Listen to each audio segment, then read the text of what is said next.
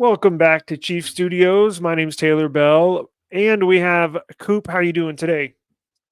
Man, I'm doing fine tonight, man. Had a good Sunday sleep. Ready to talk about it. Sweet. Let's run the intro. Yeah. Woo. I just need my space right now. Fresh off the G5 jet, I'm on my way to a brand new kit.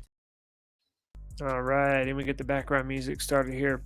So we had a good weekend of football. Now, obviously, Chief Studios, we do focus on Chiefs. However, we also watch the rest of the NFL. So it would, this channel is focused on the Chiefs, yes. However, just like all of our subscribers and everybody else that watch the Chiefs, we also watch the rest of the NFL. And this is what this segment is with Coop. It's titled Around the NFL Red Zone Stop. So we're going to hit on all the big topics, all the big news stories coming out of the weekend. In saying that, if you don't know, which shame on you, y'all should know, Coop is a big Ravens fan. Now, they had a big win on Sunday and some actually really surprising news. Coop, did you watch the game? I just real quick, I caught the replay, and that's what led me to researching these stats. I was like, God dang, they ran the ball a lot. And we will show you the stats, but they were very surprising. Did you watch the full game? Yeah, I watched it. I watched the game, man. It was a good game. I was kind of disappointed in Odell Beckham. Until Why you say that? he He got his first. He got his first TD.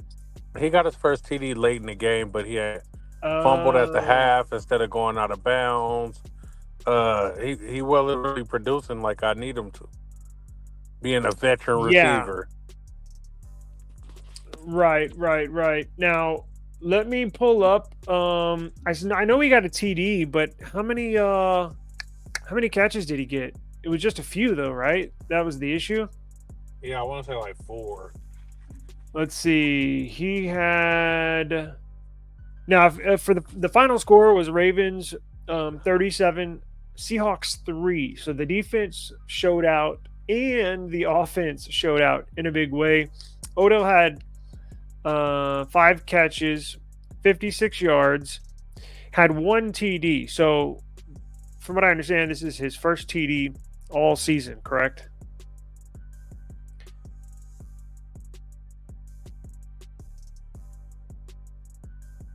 Oh, I think we lost Coop, but let me go back. Oh, there he is. There you go. So this was Odell's first TD all season, correct? Yes. Wow. Yeah, the Ravens are playing like how I want the Chiefs to play. I don't know if you watched any of that game in the morning. Again, we're not gonna. I've uploaded like 3 videos of this game. I'm very look. We got the W, but I'm very frustrated. Right? We can't offensively. Yeah. We look horrible. Our defense looks good, but comparing it to the Ravens look good on defense and they look good on offense. Right? How do you think How do you think the rest of the year is gonna go? If we can't get good receiver play, we'll be bounced out of the playoffs. You can only go so far. With this, we need receiver play bad. Wow, that sounds like a broken record with me over here because we're in the same boat. The Chiefs are just, my God, they could use a wide receiver. It's the same story, but who knows? It looks like we got similar. I think we do have the same record. So we might see each other in the playoffs. And actually, that would be awesome because we could probably live stream or we'll set up something in the future if they do meet in the playoffs. Real quick before we move on, check this stat out. Where am I?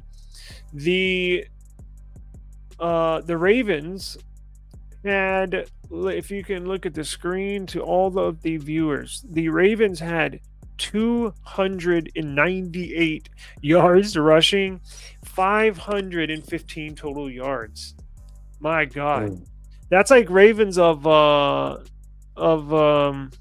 in the day, right? Mm-hmm. Super run heavy. Can you go back to the player stats? Yeah, real yeah, yeah. fast? Player I want to stats see for the Ravens. Lamar has had, I think, 3, 4 touchdownless games this year. No shit. Throwing the ball? And I mean, it's not we're winning; it's Or, adding up. But it's like, huh. dude, he's not throwing the ball like the highest paid quarterback in the league. You know what I'm saying? Right. His completion, I mean, he's got a really good completion percentage, right? 21 of 26, but only, And you're the, right, and the only receivers could be 187 yards. to blame for this because if you look at it, our tight end had 9 receptions.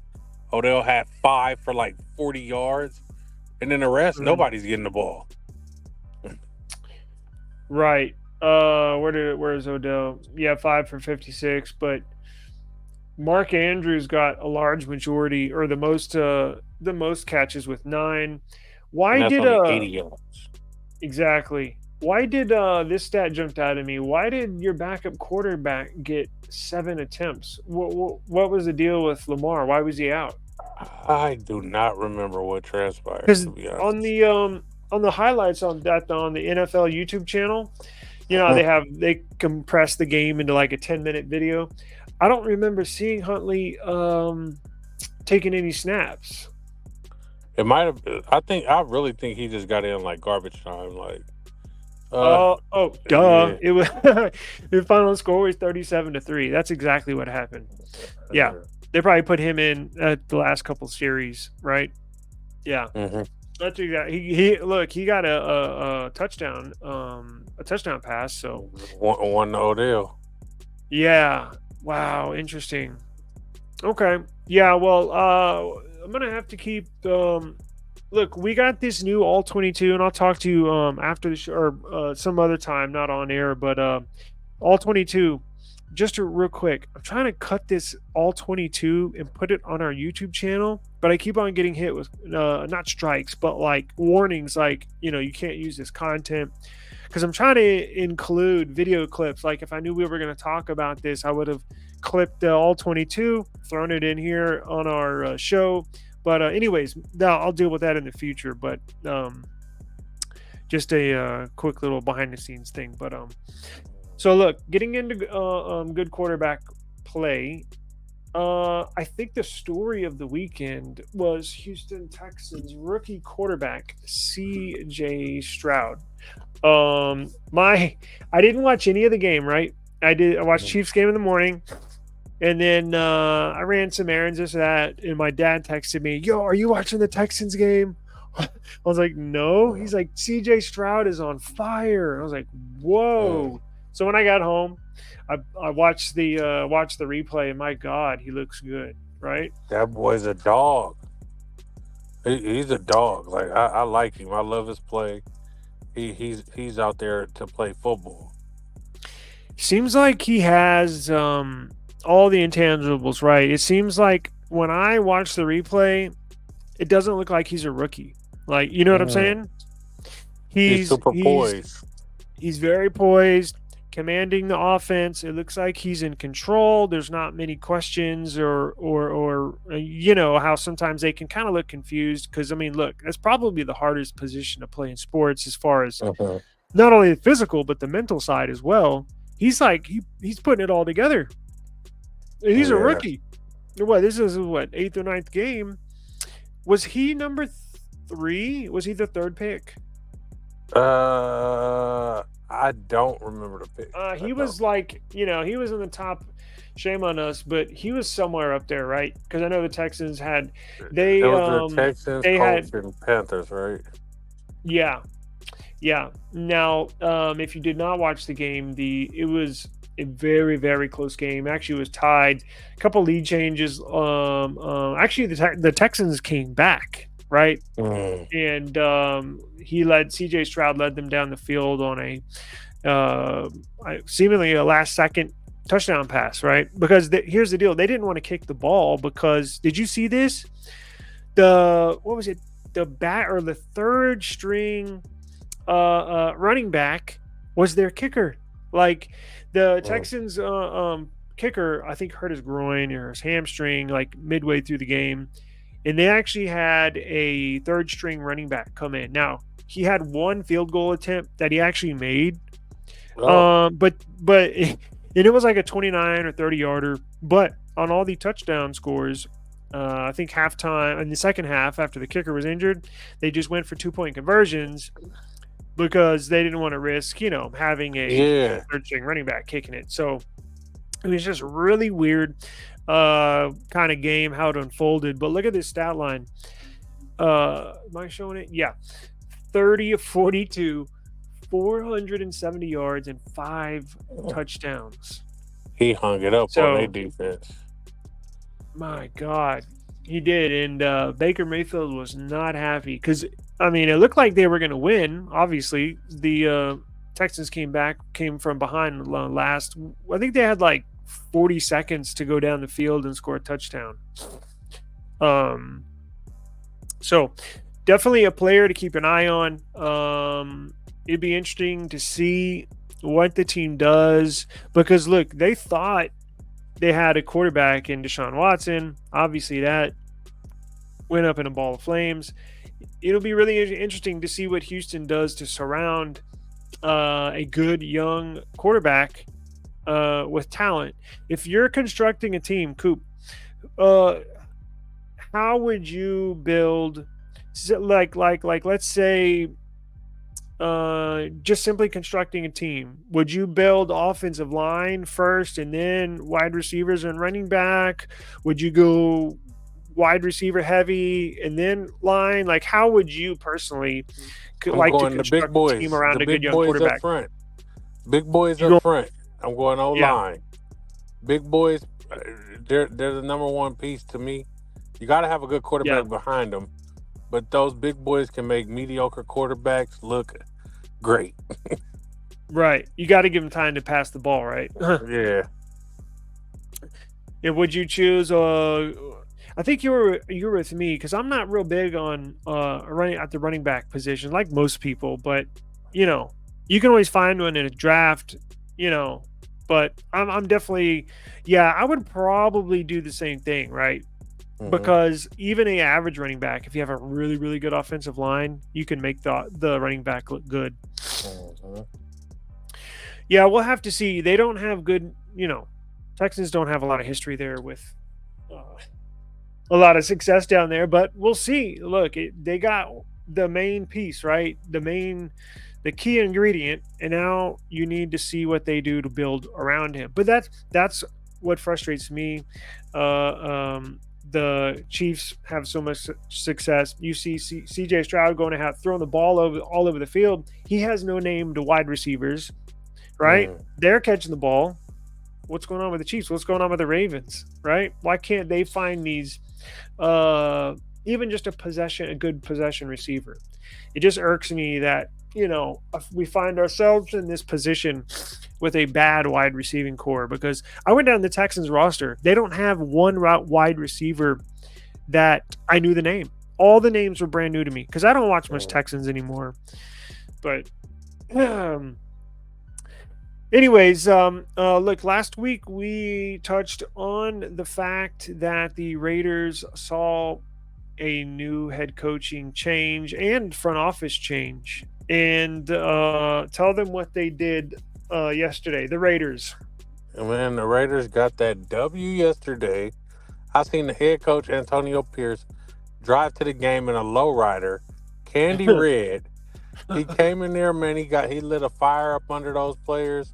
Man, they said no more walking on eggshells. They went out, got the W. Prayers up for Daniel Jones because got a torn ACL for the Giants. But man, they went out there and got that W. Was smoking cigars in the locker room. I saw that. Dancing around, having a good old time. It's a culture shift, like it. Culture change, man. Isn't that amazing? I don't think that certain adults respond to that yelling at them and all that stuff type of coaching. I think you have to figure out your style with your players. So that's great. Yeah, it's amazing what just mentally, right? Because look, they're obviously they're professional athletes for a reason. So Now there's elite talent. Yes, that's what makes good teams good. But this just proves that if you're there mentally, and you can even take this off the field, like in our lives, right? If you're good mentally, if you're in a good mental space, it makes performing or just whatever, like doing online work, doing a YouTube show, running errands, it converting it to our lives. But Hey, back in football, the same thing, right? right. To have a motherfucker believe in you when you're not even on Hmm. like your best A game, but they believe in you and they feeding life into you, it change your whole day to day. Yeah, yeah, it really does. It really does. I mean, this is just a perfect example of how you got to get everything right. You got to get the mental right and the physical part right to perform your very best because they look like a completely different team. Yeah, I saw that clip where it looked like they were smoking blunts. At first, I literally did a double take. I saw I that see that. still picture. You saw that one where they're like two Yeah, I see players Max standing next to each Cosby out other. there, man. I was like, is that Yes. a I was like, blunt? wait, what? That's what I thought. I was like, damn, what do they do? I was like, there's no I knew way. I And knew it then, wasn't a and blunt then because I they was, not in Oakland no more. So that's what I was just gonna say. I was like, damn, is it legal to smoke weed in Las and not Vegas? it's Did legal the out players there. Yeah. union? I was like, damn, did the players union let are they okay with that? And then I was like, I had to watch a video like a couple times, and then I saw another player walk by in the background, and you could tell it was like a black and mild with like a little tip on it. So like, Yeah. okay. It was just a cigar, but yeah, I think the one player was holding it like he was smoking something. It's like, holy shit. It must have been a really good game. Yeah. It's amazing, man. We'll see. Now they have the Jets next week and should be another win because the Jets do not look good at all. Um, can you believe now? We'll get into injuries. This kind of rolls into the Jets, but yeah, Daniel Jones, the Giants QB, torn ACL, like Coop said just a few minutes ago. What does that mean? That means he'll be out seemingly for, if not the next 12-month calendar fiscal year. Or I'm stumbling over my words. He will be out probably for 12 months from today's date, or I think some players have gotten back as early as 9 or 10 months, but it just depends on the player. Does that sound right to you? About probably 10, 11 months he'll be out, maybe a Yeah. year. He'd probably be ready to go next season, depending You think on so? him. Yeah, because I think as of maybe 4, 5, 6 years ago, it was a whole year for Terry ACL. But then I know over these last few years, advancing in I think the actual surgery in medicine, physical rehab, they can get on the field a little earlier. So now Daniel Jones just signed a ginormous contract. So, but I sucks for him, sucks for the team. But I mean, what are you going to do? Yeah. I think he signed next year, this year, next year, and the year after. So So they that'll can't probably even do go. it. Yeah, right. That That'll do it for the sucks. Giants. And Mhm. rolling into the Jets game, they obviously have a ton of injuries, and Aaron Rodgers got injured in Week 1. The Jets play tonight on Monday Night Football. Now, let me see. They play the Chargers, I believe. I just can't. I think it's in Meadowlands in New Jersey. Let me see here. I just scrolled right past. Here we go. Yeah, it is in New Jersey. Jets are the home team. Both teams similar records, hovering right around 500. Who do you have in the game tonight? I got the Chargers. I'm Yeah. going with the Chargers. I like Herbert. Know how to control the game. He'll get it done. Hopefully, the Jets' defense is really good, but I'm going with the Chargers. Yeah, I think I am too. I'm usually when I pick games, my thinking going into picking games is I always go with the best quarterback. Okay. Obviously, they don't win all the time, but I think majority of the time, I think that's the case. But especially on a game like this where Herbert is far and away better. Now I know it doesn't always come down to the quarterback, but I'm just saying usually they always win. Yeah, so I'll take the Chargers. We need to get some. Maybe next week we'll start this, and I know it's a little late in the season. Probably should have done it week one. I think we need to get down like picks, right, and track it throughout the year, and maybe whoever has the best winning percentage or whatever. I don't know. We'll figure something out, but I think we need to implement that into the show. So maybe next week we'll start doing picks and we'll do like a little end of the season sprint to see who can get the best record. Aaron Rodgers, real quick before we get out of here, do you think he's going to be back by the end of the year? They're showing him here throwing the ball with no brace on, like he's just out here like playing flag football. I really don't want him to. Like, Achilles are a very serious thing. Those are bad. Very bad. So man, just take your time and heal. You're towards the end of your career. Another one could be catastrophic. They say those things pop like a rubber band, man. Like, don't do it. Right. Yeah, he's getting a little older, and what are you gonna say? I admire the fight in him. Like, I admire, wanting to get back out there, but you don't have anything to prove. Yeah, I think he could still play another year or two as well. So I don't see any. I know he wants to. That's competitor him, but it's just not worth it. Well, at this point, they might not even make the playoffs because I know he was trying to get back to make it for the postseason, but at this point, it just doesn't look like no postseason.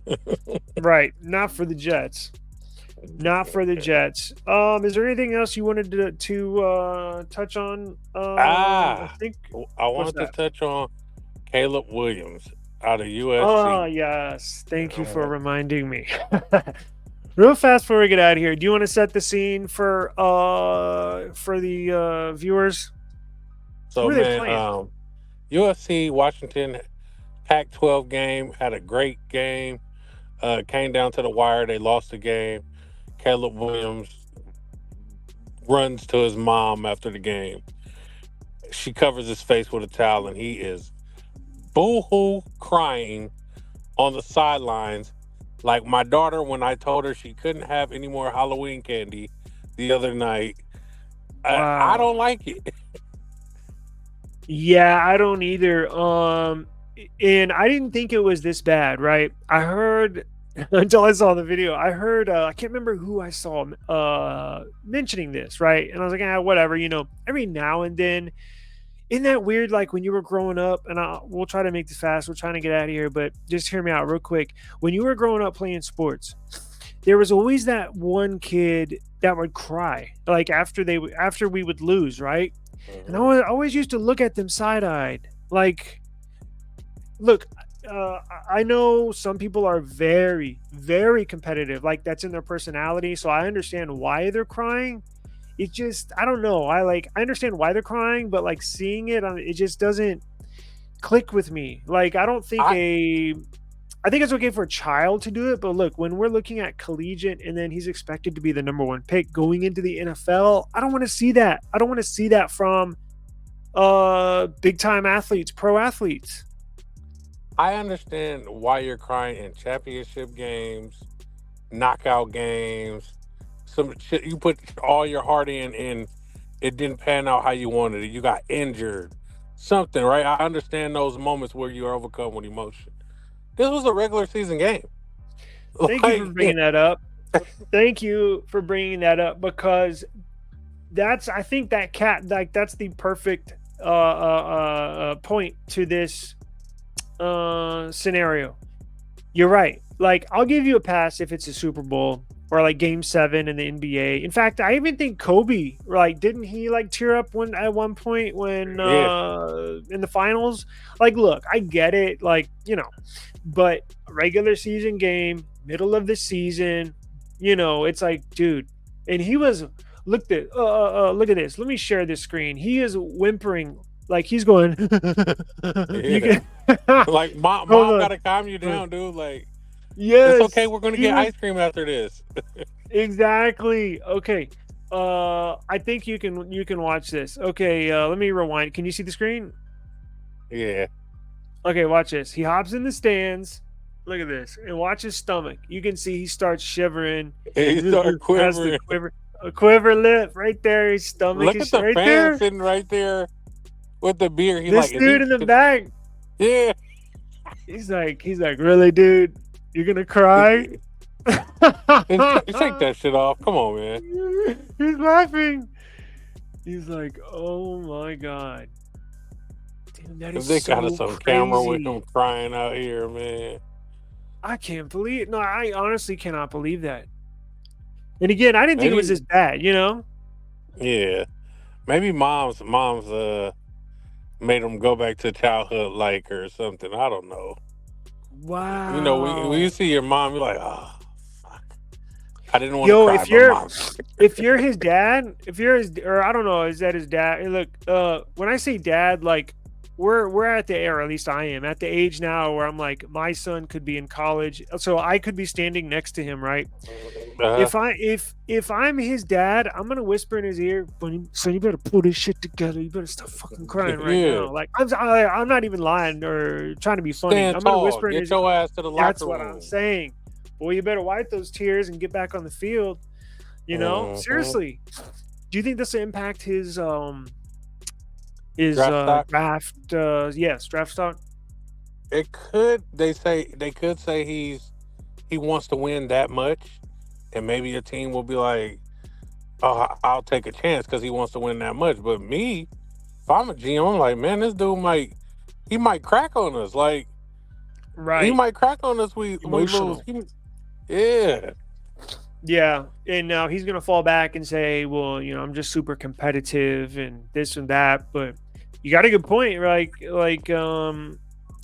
yeah, man, I don't know. Apparently, there's a ton of quarterbacks in this draft. He is the, I guess, number one prospect. Yeah, like a quote unquote generational talent. But and look, he doesn't lose a lot. I think this is his.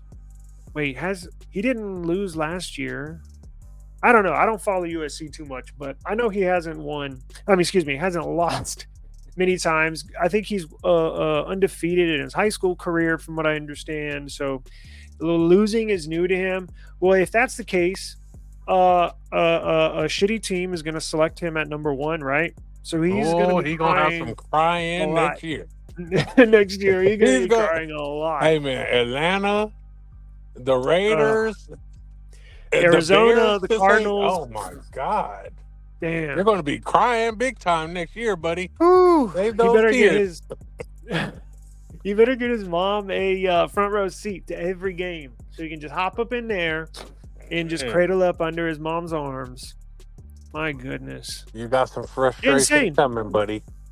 Insane. I don't think I've seen that. I honestly don't think I've ever seen that. He want to go home and cuddle with his dogs. Oh, my God. Oh, he did say that, didn't he? Oh, no. Yeah, he did. I saw that somewhere and I just forgot. I saw that. He says, look, right here, I'm going to highlight it. I want to go home, cuddle with my dog, and watch some shows. Bro. Yeah. Really? Nah, not my quarterback. Oh, my God. Not my quarterback. Wow. I just want to say, wow. Dude, that's so... Oh, man. I can't believe this. Wow. Kids these days. I guess we'll end on that note. Yeah. I don't think there's much else to say after that. Lord have mercy. Well, that'll do it. Appreciate you joining the show. Thank you very much. We always enjoy your time. We will get you on next week. And yeah, next week we'll start doing some picks. I kind of wanted to do that earlier in the year and honestly forgot about it, but I'm going to mark that down in my notes to at least make one pick. We'll start, we'll figure it out as we go, but thank you very much for joining us. I will link Coop's Instagram. Please go follow him on Instagram and your really good YouTube channel. It's called The Podcast About Nothing. It's a I know I've compared it to Seinfeld, but it's not. You know what I'm trying. That's the only thing it's a podcast about nothing, right? Seinfeld was known for being the show that doesn't have like a theme or it's about everything really. So that's really where I got my name YouTube from. channel. Right.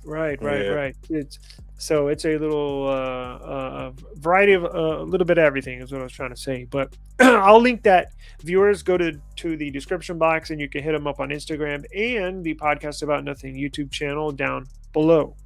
Coop, thank you very much. We will do this again here in a few days, I'm sure. And we will see you next time. All right, man. Have a good one. Meet us at the Thanks, bank brother. in the playoffs. Yes. Right? Exactly. All right, brother.